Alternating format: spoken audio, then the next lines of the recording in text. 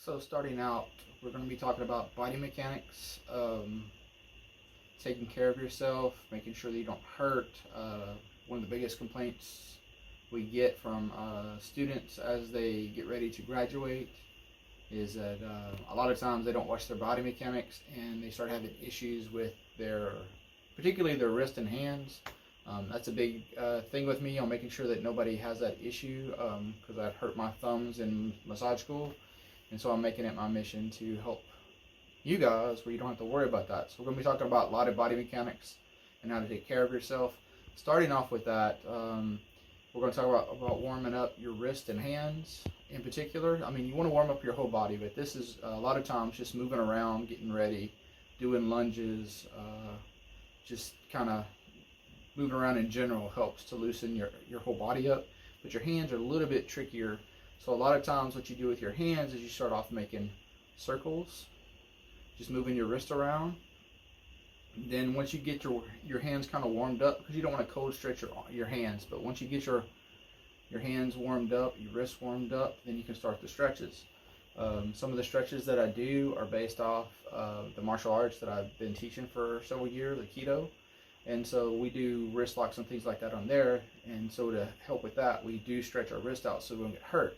Same thing applies to doing massage. You want to stretch your wrist out so you're not hurting. So before and after you massage, you want to start stretching out. So one of the things you can do is pull your fingers back. Now there's many ways to do this. It's just some simple ideas. There's other ways you can stretch and move your wrist, and all those are great. This is just something I do. So pulling your fingers back, straighten your arms, pulling your fingers back on the other side. Pushing down. Now you don't want to hurt yourself. We're not pushing until there's pain. We're just pushing until you get a good stretch in. Good stretch. So besides that, one of the things I do is I take my hand like you're putting it in front of your face.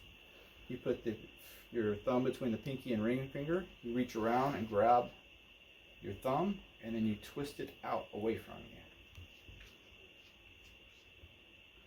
And then you can do the same thing on the other side. Hands towards your face, pinky between the ring finger and pinky finger. Reach around and grab the thumb and just twist away. One other stretch that I like to do is put my thumb down. I put my thumb in the center of my hand. Reach around, let my fingers hit the back of the hand, and I twist that particular hand up to the sky. If people that are double jointed, they tend to be more limber, or they are more limber because they can hyperextend. So with somebody that's double jointed, they may not feel this. So I get them to bend their elbow and then turn up a bit more to get a bit more stretch. And again, same thing the other side. And thumb down, other thumb in the palm of the hand. Reach around, twist, and bend your elbow if you need to. When you're doing this, it's also important to make sure that your shoulder stays level, because as you get uncomfortable, the tendency is to save that part by lifting your shoulder up. You try to keep it neutral and then just twist. And then finish off. I just put my palms together just to push palm to palm, and I shake out my wrist. And it's just a way to stretch out. I do that before and after a lot of times when I massage, particularly if I do a lot of massages in a day.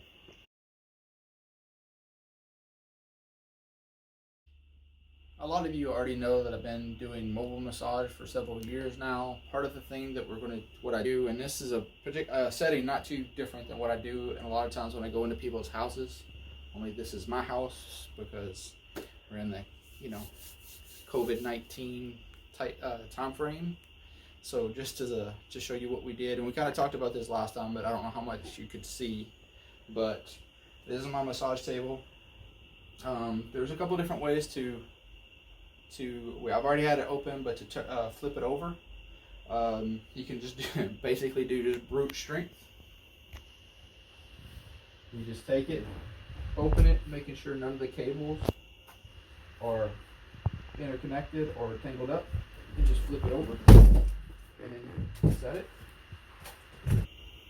Now, magically, the table's back to where it was, and instead of just using brute strength, a lot of times it's easier to come to one side and put your foot down, stretch it out as far as it'll go, put your foot down as a stopper, and just pick it up.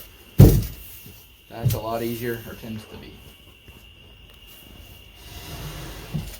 So what you do is you set up your area and making sure that once it's set up that you can actually move around. They say you're worn about 3 feet on each side. If you're working in a particular place, you may not have that, but you need to be able to at least walk around comfortably without bumping into anything. So if you can move stuff, you can, and you should, because you need to be able to move around freely with what you're doing, which we've got right here. There's not necessarily a right way to set your table height. What you're going to set your height to is, one, the amount of pressure you have, and two, a lot of it's going to depend on the girth of the client you have. So if you have a little bit larger person that comes up higher, then you may want to lower your table even more. A general way to tell, a good way to tell about your table height is the amount of pressure you have, and the amount of pressure you're going to plan on exerting, and like I said, how big the client is. You're going to take all this into account before you set up.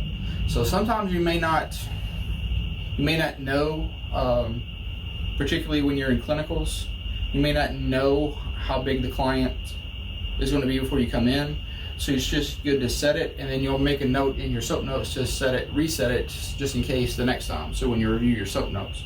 But the way I set my table up, the general way that you can start off as a general height is stand next to the table with your arms relaxed, and then put your arms down. So my table is set probably about as low as anybody would want to, because I put it down to my finger, my middle finger, as my arms are rested and my shoulders are rested. It's right at that level, and that's probably as low as most people need to go. You can go lower than that, particularly if you, like I said, if you have a bigger person, but for the most part, that's probably about as low as you want. If you want the table set a little bit higher, you can set it. I always tell people to do it one of two ways: either with your finger fully just relaxed, with your middle knuckle curled in this height, or with your fist curled up. So usually with your fist, it's usually when I'm teaching, is I tell you guys that this will probably be as high as you want to go. This is a good mid-range, and this is about as low as you want to go. So a lot of it depends on your finger. So either with your finger extended all the way down, middle knuckle down, or your fist nice and relaxed. So try to get somewhere in there. I have seen people that have their table a lot higher, like at their waist level. I find that hard to work, because usually with my waist level and the client on there, your arms tend to go up, and it'll start affecting your body mechanics, which we'll talk about later. And again, these are preferences. You don't have to do this way. You can set it in different ways. These are just things that I find that are helpful, and I see a lot of students that are helpful for them too, to handle the body mechanics.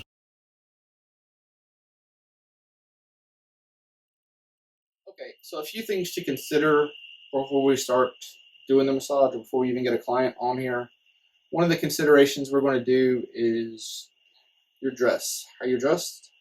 A lot of people prefer scrubs. When I go to people's houses, or I do wear scrubs. When you work at some of the spas, they may have a dress code. Some of them want you to wear slacks. Some of them are okay with scrubs. Some will go slacks and a polo shirt. All that just depends on where you're working. Typically, when I go to people's houses, I do this, what I'm wearing now, scrubs. You want to make sure that you wear comfortable shoes. My preferred shoes are Vans, although I don't have them on right now. You just got to find something that works for you. I have found that running shoes work, skateboard shoes work. I like to have something that keeps my feet more flat on the ground. You just got to find something that works for you. I know some people wear Vibrams where they actually fit. It's where almost like a barefoot. So you can massage like you're barefoot, but still have something on your feet. It really just depends on you. I know a lot of people use different things. Some people will massage barefoot. I prefer not to do that, just because I don't know how my clients will feel about me walking barefoot in their house or not. So just in case, I usually wear some sort of shoes like that. Like I said, I prefer flat shoes. You want to wear whatever you're wearing, you want to make sure that it fits you. That way when you're massaging them, when you lean over, nothing's dangling over, nothing, my clothes doesn't brush against them. So it needs to fit and it needs to be comfortable, and you need to be able to move around. That being said, we're going to start talking about stances now. And the two main stances we do are called a horse stance, and you can either call it a horse stance is one. You can call it the other one is either an archer stance or a lunge stance or a front stance, depending on if you're a martial artist or not. So a lot of times when you're doing this, a horse stance is like riding a horse. You just keep your back straight as you can. I don't always have the best body mechanics as far as my back straight. I don't have a tendency to slouch a little bit. That will hurt your shoulders. So you want to try to stand up as best you can. You're going to bend at the knees like you're riding a horse, and you're going to do a lot of massage. Now we're going to talk about what stance to go with what massage techniques when we get into the technique part. Then it's coming up soon. But for right now, we're going to talk about just the stance. So you're going to be loose in the knees, your feet are pointed forward, and you're going to stand in such a way. And you're going to transition from this to an archer stance. Now, an archer stance is usually where you're standing. And in the martial artists, the strikers in martial arts, they call this a front stance. Some people call it a lunge stance. It's kind of like this. But the way you do is you're going to put one foot forward, the other foot's going to be pointed away from you. When you're by the table and working with the table, you're going to be pointing towards the table. But just so you can see, it's in this stance. And that way you can move back and forth in this way. And you're going to transition to that to your horse stance when, again, you'll be moving back and forth. It looks kind of silly. It looks like you're almost doing a dance.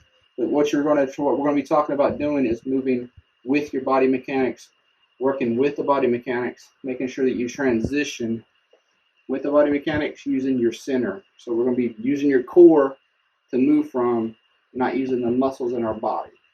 I know a lot of people that they're strong, they can use their muscles. People that are lifting weights all the time, they can use their muscles. But what we're trying to do with this is we're trying to make it so the body movement, our weight, our center is doing most of the work and not be dependent upon our muscles. Because if you're doing 6, 7, 8 hours of massage in a day, which a lot of y'all will be if this is what you do, then you can imagine working out 8 hours a day.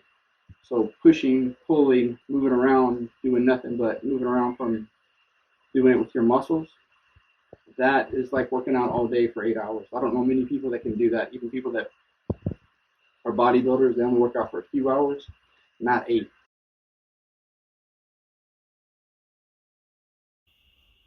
Okay, so we talked about the stances. Let's talk about moving.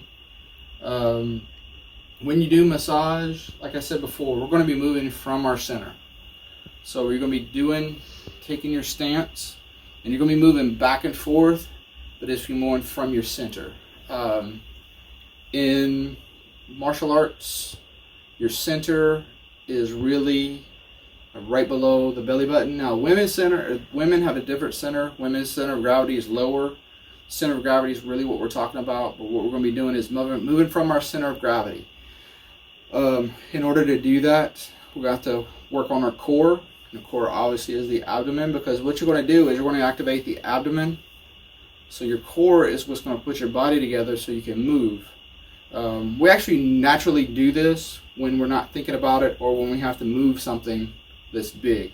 So when we have to, if you ever have been broken down on the side of the road where you're having to push your car, I've never seen anybody push the car where they're just kind of leaning against it and kind of pushing to the side or pushing sideways.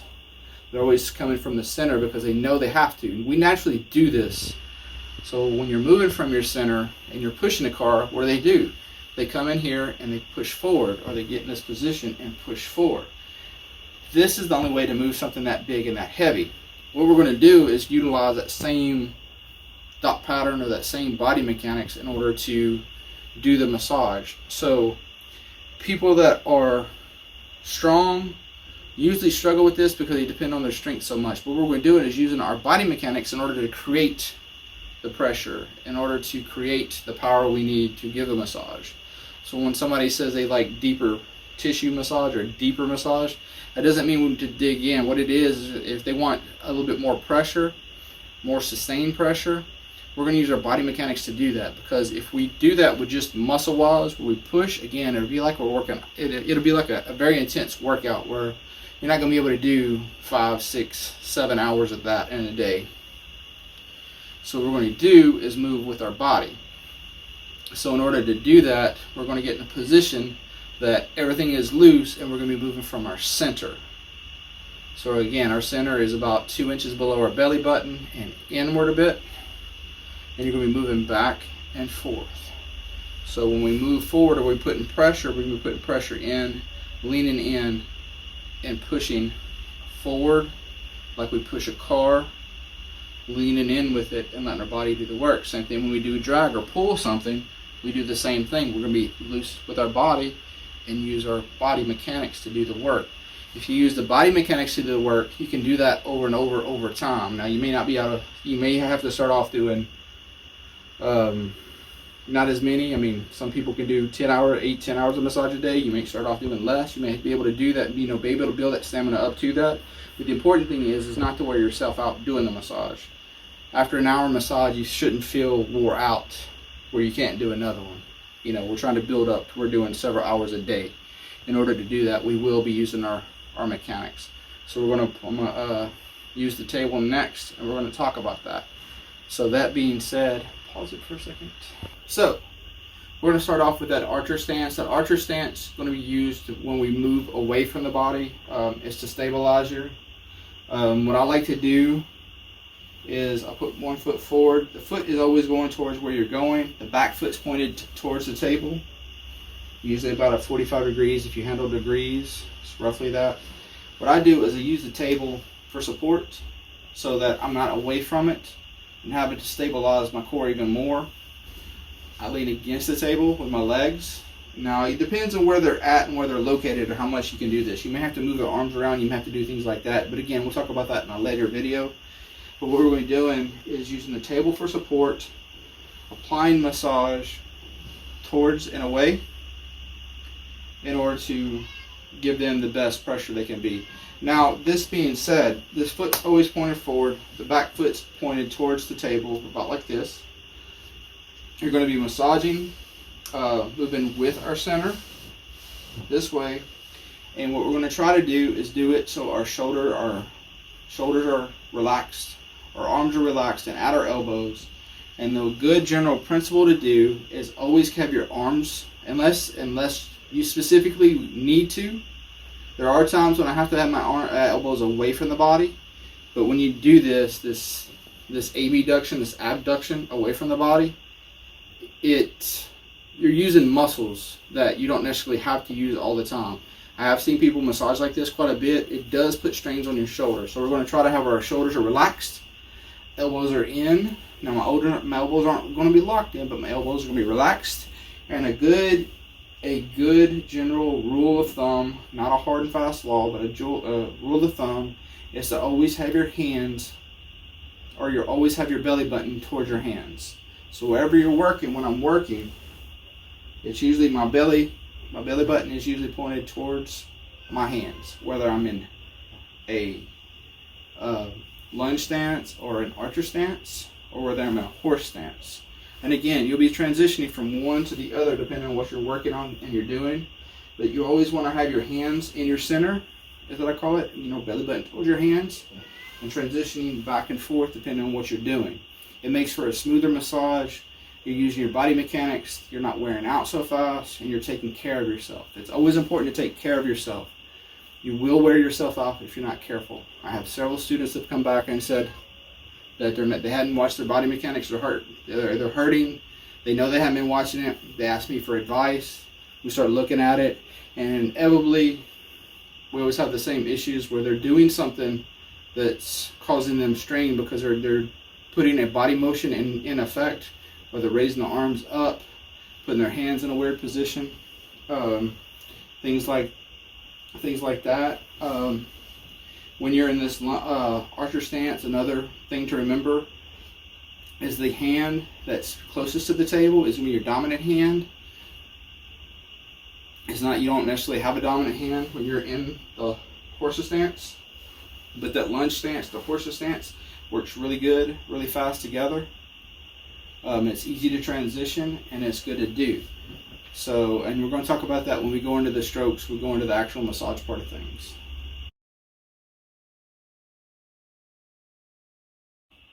When we're talking about pressure, and we'll talk about this again when we start doing the individual massage techniques, we'll be looking at it more. But some of the things we're doing with body mechanics and pressure, your pressure is dependent upon where you are.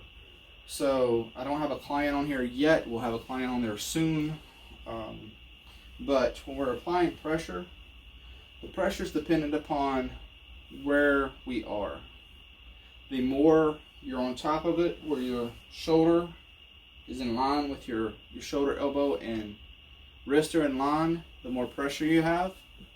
This gives you a lot more pressure. People that don't want a lot of pressure, so you may have to massage somebody this way. The less pressure is the more you get away from this, the more angle you put on this. So if I'm leaning back away, the more angle that's here, because I'm not directly on top of it leaning into it. This creates a lot of pressure, and this not so much. Now it depends on what the client wants. So when you're massaging a client, they're going to tell you what the pressure you like. So you can make this slant or make more angle for less pressure, more on top of the work for more pressure. And again, when I get a client on here, we'll talk about that a little bit more, because we'll be adjusting the massage according to what they need. So we're going to be talking about it in that way. But the big thing to remember, like I said, the more you get your shoulder, elbow, wrist on top of each other, if you're leaning against the table, you have everything lined up and you're leaning onto the client, that's about as much pressure as you can get. So when we're talking about pressure, there is a maximum amount you can put. So some of you that are smaller, if you're doing everything you can do, you're leaning against, you got everything lined up, you got all your weight leaning into it, there is a point where you just don't have any more pressure. Okay? So not every therapist is perfect for every client. You are going to adjust according to what you can give. I had a young lady that was in massage school when I was in massage school, and she was a little bitty lady. She did all of this she could do, and there were times it just wasn't enough pressure. It's okay. You're just going to put as much pressure as you can. If that's all you can do, that's all you can do. Don't beat yourself up if you can't get a lot of pressure, and at the same time, you can create a great amount of pressure, probably more than most people will need, just by lining everything up. And again, we'll talk about that when we're going through the massage techniques in the next couple of videos. Is something that you hear thrown around a lot. I think it's a very important concept. It's something that I think that'll make the difference between you being a good therapist and you being a great therapist. And what I'm talking about is you paying attention to what's in the moment when you're massaging. Now, it takes a while to practice this. It's a good practice to start to get into now, specifically you guys that are about to go into clinicals.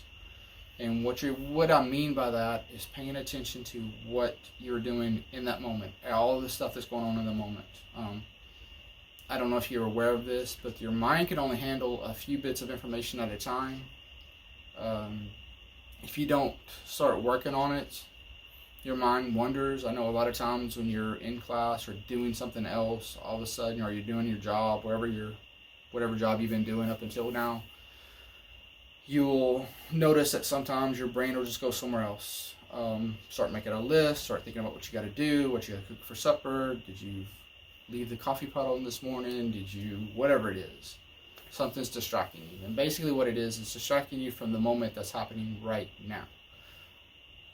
So what you're going to try to do is trying to learn to be in the moment at all times when you're massaging. The reason why this is important is because as you massage, your fingers are sensing information. You're getting information that's very important for your clients. Now, the problem is if you let your mind wander and all of a sudden you're thinking about other things like, making a list of what you got to do tonight, go to the grocery store, all this other stuff going on. When you do that, you're not really paying attention to what's underneath your hands. You're just going through the motions. Now, as you start massaging and been massaging for a little bit, you'll notice that you can do that. It's just like driving a car. You've been massaging for a little bit, you can go through a massage, you let your mind wander. But the minute you let your mind start to wander, you're not really feeling what's underneath your fingers.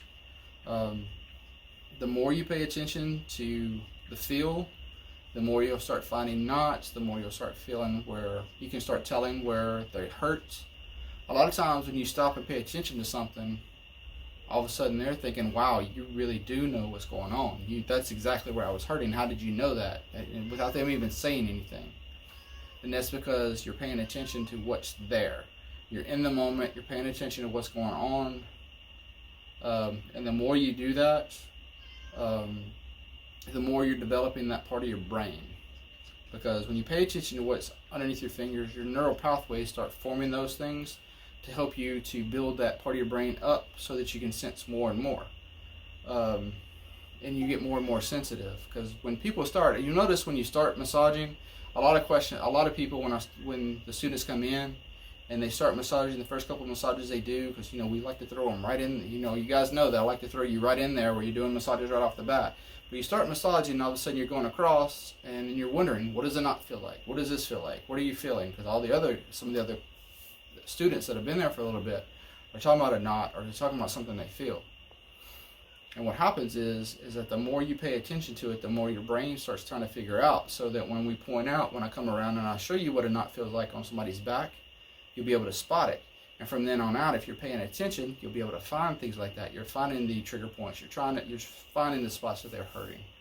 So it's the reason why it's very important to stay in the moment at all times. Because if you just let your mind wander, then your brain just skipped over all those parts, all those knots where you might have stopped. It depends how much experience you have. You might have stopped and paid attention to them, but you didn't really pay attention to them. You just paid enough attention to work on them. But if you can really get in the moment and you can really start sensing, you really start paying attention to what you feel, and then you can really affect what happens to your client. And that's real important to them. It'll make you a great therapist. And it's to me, it's one of the most important skills to come up with. It's just staying in the moment, developing your sense of touch, and just becoming a great therapist like I know all you guys will be able to be.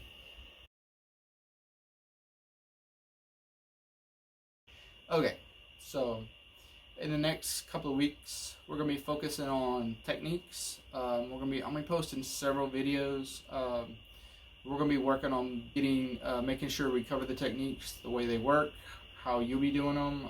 We'll be working in different parts of the body with very similar techniques. What we're trying to build up to is to get you your own routine.